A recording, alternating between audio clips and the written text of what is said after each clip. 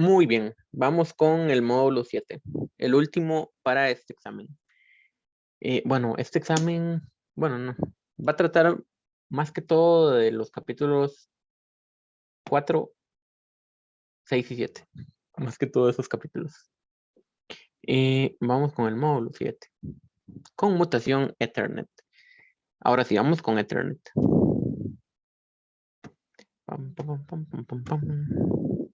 Bueno, no solo de Ethernet se va a hablar, también se va a hablar un poco de los switches. Dice que Ethernet funciona en la capa de enlace de datos y en la capa física, o sea, funcionan las dos capas. Ethernet son como un conjunto de protocolos o de estándares que se utilizan en las capas 1 y 2. Eso es lo que es Ethernet.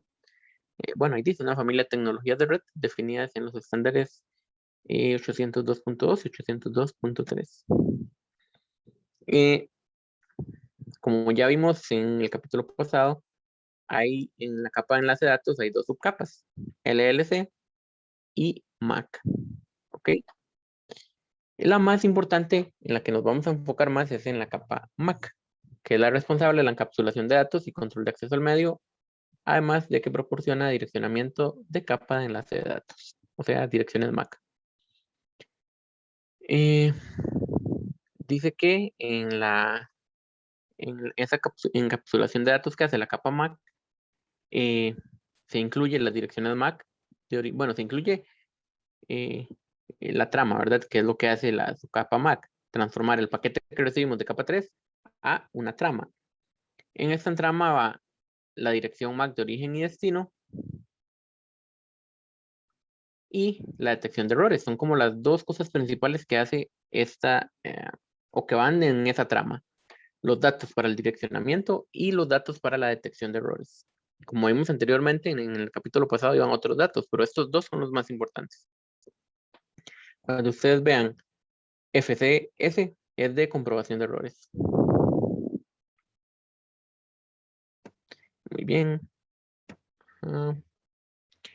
También se encarga del acceso al medio, que ya vimos también en el capítulo pasado que era el acceso al medio, que es cuando varios dispositivos o varios hosts se compiten por el acceso al medio, ¿ok? Que solo se dan ciertos casos. Bueno, como dice aquí, digamos, hoy en día los switches que se utilizan funcionan en duplex completo, entonces los dispositivos no ocupan pelearse por el medio, porque cada uno tiene su propio medio. Pero algunas tecnologías que se usan todavía, como el Wi-Fi, digamos, como la inalámbrica, sí se pelean por el medio. O si utilizamos un hub, por ejemplo, que todavía hoy en día se utilizan los hubs. Hay gente que todavía los utiliza, digamos, compañías. Pocas, pero sí. Y eso ya casi no se usan los hubs.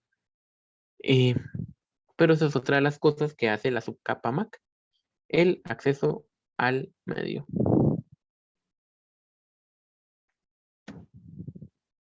Aquí vienen algunos ejercicios de laboratorio que los pueden hacer ustedes ahí en NetAcad vienen.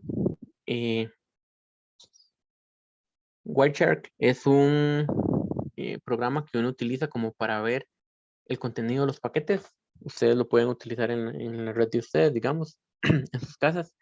Es un programa que lo que hace es como ver todos los paquetes que pasan por la red y uno los puede analizar. Eso es lo que hace este. Eh, pero bueno, aquí vienen varios datos importantes. Dice que el tamaño mínimo de una trama es de 64 bytes y el tamaño máximo es de 1518 bytes. Entonces, cuando a un dispositivo le llegue un tamaño que sea menos de 64 o más de 1500, eh, se consideran que son fragmentos corruptos o tramas corruptas, digamos, tramas que sufrieron una colisión y ok, tuve que pausar la grabación, pero seguimos. Entonces, si la trama es de menos de 64 bytes, la detecta como un fragmento colisión. Igual si es mayor de 1518, la detecta como un jumbo.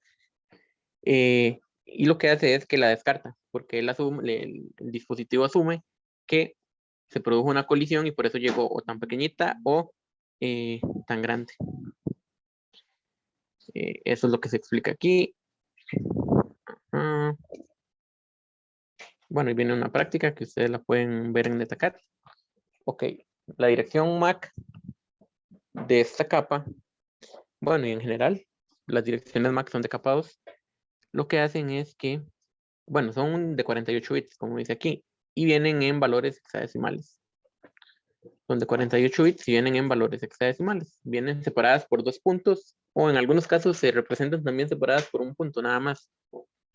Vienen solo 2 valores y pueden ir de 00 a FF.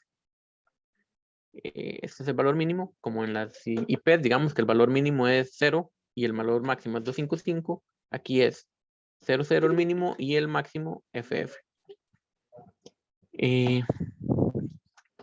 Lo que se hace es que se representan por medio de 8 bits, así como viene aquí.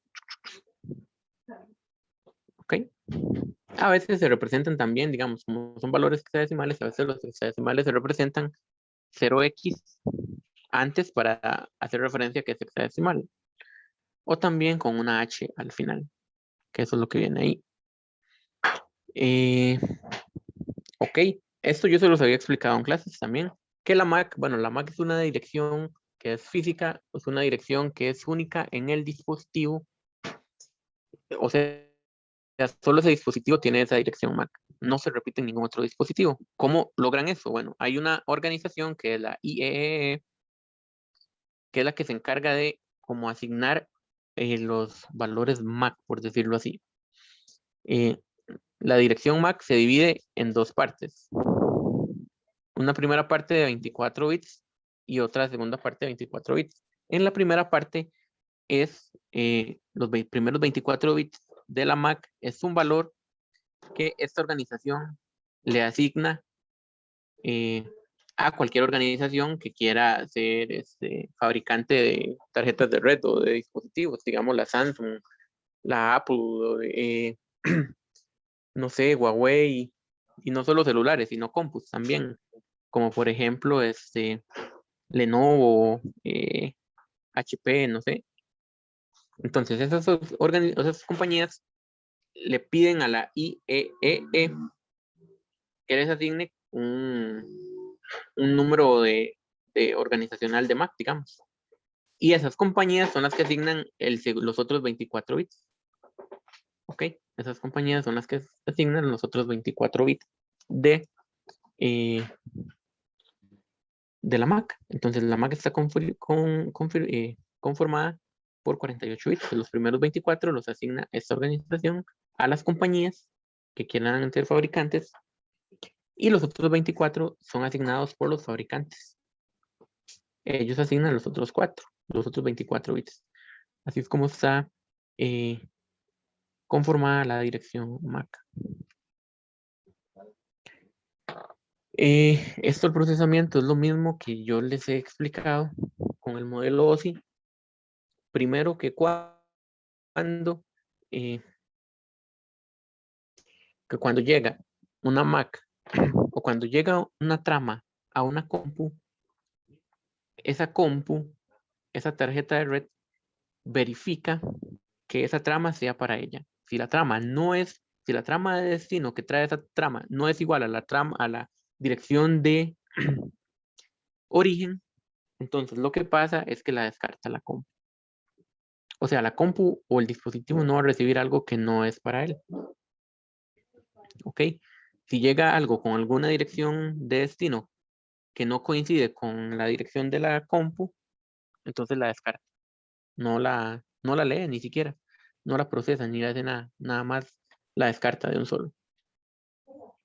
¿Ok? En Mac, en direccionamiento Mac, también hay unidifusión, multidifusión y difusión. Unidifusión es de 1 a 1.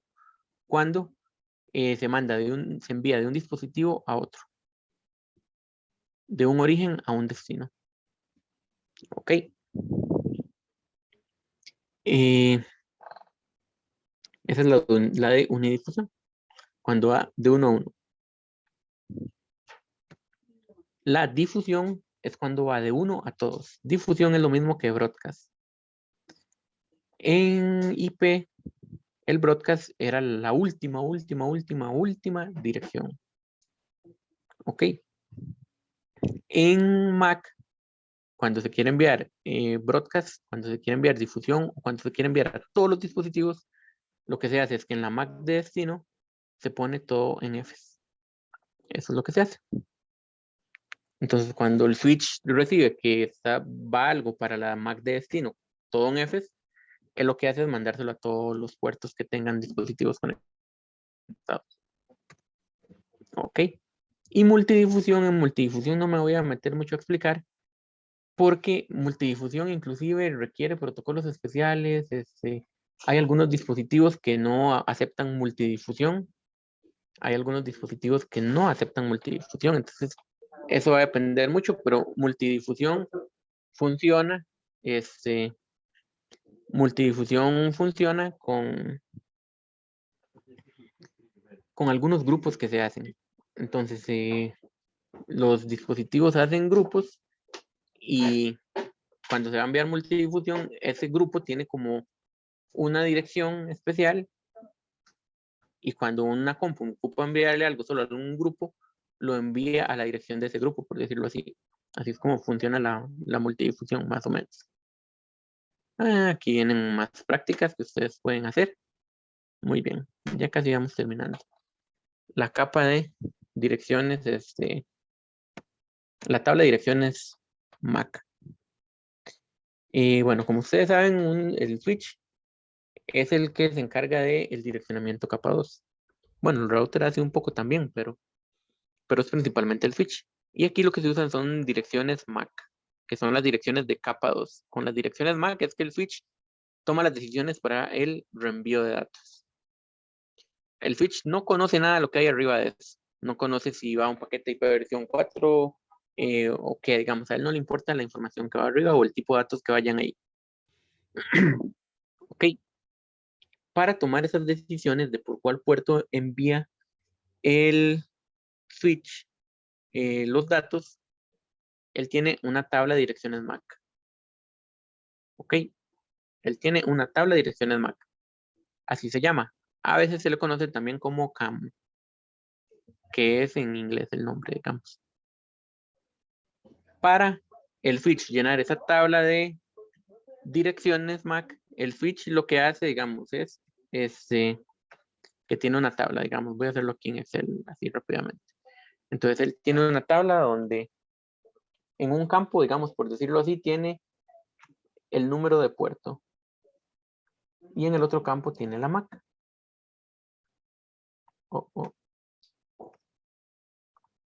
Entonces, el switch sabe que para ir a la MAC X tiene que salir por el puerto 4, digamos. Que para ir a la MAC Y tiene que salir por el puerto 1, digamos. Eso es como la tabla de direcciones MAC que tiene el switch. Tiene otra tabla, pero es otra tabla que vamos a ver. No me acuerdo si en este o en el módulo 2, no me acuerdo, pero tiene dos tablas. Esta es una, que es la que vamos a ver en este capítulo, que es la dirección MAC y por el puerto por donde sale. Ok. Entonces, ¿cómo hace el switch para ir llenando esa tabla? Para ir sabiendo qué dirección MAC está asociada a cuál puerto. Para eso, cada vez que el switch recibe una trama, cada vez que el switch recibe algo, él ve la dirección de origen. Entonces, digamos, al switch le llega algo por el puerto 1. Entonces, él vio que la dirección de origen era la dirección MAC X. Entonces, él de una vez en la tabla pone puerto 1, me están llegando cosas de la MAC X. Entonces, quiere decir que la MAC X está relacionada con el puerto 1, digamos. Así es como él lo hace. Así es como él va llenando esa tabla. Como dice aquí, de manera predeterminada, la mayoría de los switches guardan la entrada durante 5 minutos. O sea que si en 5 minutos no le llegó nada de por ese puerto, digamos, de esa MAC, él borra. Él dice, bueno, ya 5 minutos de que no me llega nada, ya probablemente este dispositivo se desconectó de aquí, borro. Borro, borro. Eso es lo que hace el switch.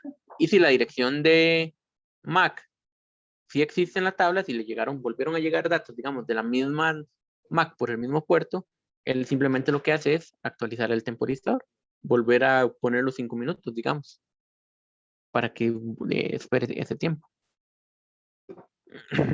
Igual, si entra la misma Mac por un puerto diferente, él lo que hace es actualizar, que es lo que dice aquí en esta nota. Ok, así va llenando él la tabla. Entonces, cuando al switch le llega una trama o una información que va para cierta dirección MAC, el único que hace es irse a la tabla y él dice, ok, ocupo enviar algo a la MAC Z. La MAC Z sale por el puerto 3 y lo manda solo por el puerto 3. Así es como lo hace. Pero ¿qué pasa si el switch no conoce la MAC de destino? No la tiene en la tabla. Entonces lo que hace el switch es enviar un mensaje a todos los puertos que él no conozca, digamos. Él envía un mensaje a todos los puertos, digamos, hace una difusión a todos menos al de entrada, ¿verdad? Porque por ahí le está llegando los datos. Él envía un mensaje a todos diciendo, ocupo llegar a tal Mac. ¿Cuál? Ocupo llegar a tal Mac. ¿Cuál de ustedes tiene la Mac? Y solo el puerto que tenga la Mac le va a responder. Los otros van a descartar la trama. Así es como el switch hace para llenar la tabla cuando no conoce la MAC de destino. Entonces, así como sale aquí, a medida que el switch va recibiendo información de los diferentes dispositivos, él va llenando la tabla de direcciones MAC. Y ya cuando él la tiene llena o casi llena, ya la comunicación se hace mucho más eficaz porque él recibe por un puerto y va a enviar solo al puerto que le corresponde, solo el puerto destino. Porque ya no tiene que hacer difusiones para ver en qué MAC están los otros puertos y todo eso. Ok, bueno, ahí vienen videos. Si pueden ver los videos, véanlos. Están ahí en los capítulos, porque los videos son muy buenos, de verdad. La verdad es que sí. Hay videos que son muy sencillos, que salen como dibujitos como estos, pero sí se explica muy bien. Si pueden verlos, véanlos. Ok. Hay varias cosas que se configuran en los switches. Bueno, pero antes de ver lo que se configura, cuando el switch envía, el switch trabaja es como un intermediario. Pasa de la compu al switch y el switch es un intermediario para enviarlo o a la otra compu o a otro switch o a otro router. Pero el switch es como un intermediario, por decirlo así. Ese proceso de reenvío que el switch hace tiene dos formas de hacerlo. Primero está almacenamiento y envío y después está corte. La conmutación de almacenamiento y reenvío lo que hace es que el switch recibe la trama y la revisa, la verifica que la trama esté bien, verifica que todo esté bien y que no hayan errores, ni que hayan colisiones, ni nada así. Entonces el switch revisa y una vez que ya verificó que todo está bien, la reenvía. Por eso se llama almacenamiento y el envío, porque almacena la trama cuando ya le llegó toda, verifica que esté bien y la reenvía donde tiene que ir. Entonces así se verifica que lo que está enviando esté correcto. La conmutación por corte, la otra forma de reenvío, el switch no se espera a recibir la trama, sino que apenas lee la dirección MAC de destino, apenas lee eso, la reenvía de una vez, sin revisar nada. ¿Cuáles son las ventajas y desventajas? Bueno, para la almacenamiento y envío tiene la ventaja de que se asegura que todo lo que se está enviando está correcto. O sea, no se va a enviar nada malo. No se va a enviar nada malo, pero tiene más latencia, más lag, digamos. Tiene que esperarse a que todo llegue y después verificar que esté bien. Cuando se va a ejecutar o cuando se va a utilizar el servicio, que es calidad de servicio, quality of service, lo que se hace es que se utiliza el método de almacenamiento y reenvío, porque la calidad del servicio es que se priorizan ciertos datos y para que se prioricen ciertos datos, cierta información, tiene que leerse todo, toda la trama para saber qué tipos de datos transporta. En la conmutación por corte hay dos formas. La conmutación por corte se utiliza más que todo cuando uno ocupa que la transmisión sea rápida. Yo no sé si eso viene, no se explica más adelante, pero por ejemplo, cuando yo estoy viendo un video en vivo, yo estoy viendo algún en vivo en internet y ocupo que todo pase rápido. Que de hecho, cuando uno ve que se pega un poco, es porque la comunicación falló, porque se enviaron paquetes erróneos o cosas así. Pero digamos, conmutación por corte es cuando uno ocupa que la información pase rápido. Pero hay dos formas de conmutación de corte. La primera es de avance rápido. Dice que ofrece el nivel más bajo de latencia. En esta, apenas se lee la MAC de destino, reenvía. Es la forma más rápida. Apenas lee la MAC de destino, reenvía. Y la otra, la de sin fragmentos, se espera a leer los primeros 64 bytes. Porque se supone que en los primeros 64 bytes es donde usualmente pasan los errores. Entonces lee los primeros 64 bytes de la trama. Si están bien esos primeros 64, ¡pum! Reenvía el resto. Esas son las dos formas de conmutación de corte.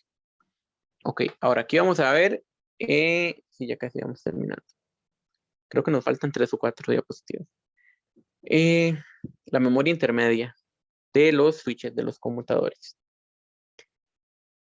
El switch para reenviar los datos utiliza una memoria intermedia que se llama buffer. Bueno, el buffer es como una memoria intermedia, hay muchos tipos de buffer, pero aquí vamos a ver el que utiliza el switch. El switch tiene dos tipos de buffer que puede utilizar. Uno es un buffer basado en el puerto, o sea, cada puerto tiene su propio buffer, su propia memoria intermedia. Entonces, cuando una trama se va a enviar por el puerto, se almacena en una cola, o sea, como en una fila, que está enlazada específicamente a un puerto. ¿Ok? Y la memoria compartida es cuando hay un buffer general, no por puerto, sino del switch, donde eh, cada trama que se va a enviar se almacena en ese buffer específico y cada trama obviamente está relacionada con algún puerto. Pero es como una memoria para todo el switch, para todos los puertos. En cambio, la memoria basada en el puerto es un buffer para cada puerto. Cada puerto tiene su buffer. La memoria compartida, como dice ahí, permite que se envíen tramas más grandes. Porque la memoria compartida es mucho más grande que la memoria que va a tener cada buffer de cada puerto, digamos, en la memoria basada en puerto. Entonces, en la memoria compartida, digamos, se hace más fácil priorizar ciertas cosas. Porque, por ejemplo, en la memoria basada en puertos, yo tengo, no sé, 24 puertos. Cada puerto va a tener una memoria específica. En cambio, en la memoria compartida, voy a poner números por inventar, digamos. Tiene un megabyte, digamos. La memoria basada en puertos, digamos. Cada puerto tiene un megabyte. Entonces, digamos que son 24 megabytes, pero cada puerto trabaja de forma independiente. Entonces, son 1 megabyte cada puerto. En cambio, la memoria compartida, digamos que son 24 megabytes que yo tengo para todos los puertos. Entonces, si yo sé que al puerto 2 está pegado a un servidor, entonces yo puedo decir, bueno, lo que voy a hacer es que voy a dar para ese puerto, el puerto 10, que es donde está el servidor, de los 24 voy a agarrar 10 megabytes solo para ese puerto, donde está el servidor. Y los otros puertos, como tienen host, que se la jueguen como digamos, tienen host o tienen dispositivos que no son tan importantes, que se la jueguen con lo otro que queda de memoria. Entonces la memoria compartida me permite como eso, como priorizar. La memoria basada en puerto, no. Pero como ustedes ya se imaginarán, digamos, la memoria compartida requiere un trabajo mayor de administración. En cambio, la memoria basada en puerto no, porque todo trabaja independiente, no hay que administrar tanto la memoria. Muy bien. Varias cosas que uno configura en los switches. La forma del duplex, o sea, cómo se va a dar la comunicación en los switches. Actualmente, la mayoría, la gran mayoría son full duplex. Entonces uno básicamente no tiene que configurar nada, porque la mayoría son full duplex. Pero hay algunos casos donde también hay semiduplex. Entonces uno tiene que configurar como los dos extremos, digamos, los dos switches o el switch y la compu o el switch y el router para que los dos estén en la misma sintonía, o los dos sean full duplex o los dos sean semiduplex. Y aparte de eso, configurar, porque si uno va a configurar un semiduplex, por ejemplo, tiene que configurar la velocidad también para que se comuniquen a la misma velocidad y no hayan choques. Pero tienen que estar los dos igual, o los dos full o los dos semiduplex, para que, como sale aquí, no se produzcan colisiones. Ok. Entonces hay que configurarlo a los dos lados para que no se produzcan colisiones. Pero como les digo, esto no es tan común configurarlo dependiendo del cable, uno lo configuraría.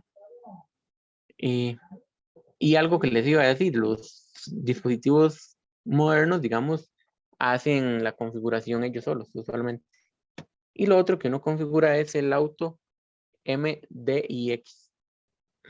Ok, en el capítulo 4 vimos la capa física. Habían cables cruzados y directos, ¿verdad? Vimos que el cable directo se usaba cuando eran dispositivos de niveles diferentes y el cable cruzado se usaban cuando eran los dispositivos del mismo nivel. Por ejemplo, si yo voy a conectar dos routers entre sí, yo tengo que usar un cable cruzado. Si voy a conectar dos switches entre sí, tengo que usar cable cruzado. Si voy a conectar de una compu a un switch, un cable directo. O de un switch a un router, uso un cable directo. Ok. Eh, ok. Bueno, eso nota que sale ahí muy, muy válida, ¿cierto? Siempre que yo voy a conectar una compu directo a un router, va con cable cruzado. Es como la única excepción a la regla. Porque en conexiones de un nivel a otro, digamos, se utiliza cable directo, pero cuando es de una compu a un router, va con cable cruzado. Pero esta configuración, esto, digamos, el auto MDIX, lo que me permite es que yo puedo usar cualquier tipo de cable donde sea. Era lo que yo les decía en en el capítulo 4, que es que yo puedo usar cualquier tipo de cable, ya sea cruzado o directo, que esta configuración, que es algo que tienen los dispositivos modernos, lo que va a hacer es acomodar el puerto, digamos, para que funcione como si estuviera el cable que se ocupa. Entonces, por ejemplo, digamos que yo voy a conectar dos routers entre sí. Ahí tendría que usar cable cruzado, pero cambio y utilizo cable, cambio y utilizo cable directo en vez de usar el cruzado. Los dispositivos actuales me permiten hacer eso porque tienen esta característica. Auto MDIX tienen esta característica. Y esta característica lo que me permite es que el dispositivo internamente cambia la configuración, digamos, del puerto para que detecte el cable como si fuera uno cruzado, aunque sea uno directo. Eso es lo que me permite esto. Eh, este comandito que yo puedo utilizar ya sea cable cruzado o directo. Bueno, espero haberme explicado. Y esto sería el capítulo número 7. Este sería el capítulo número 7.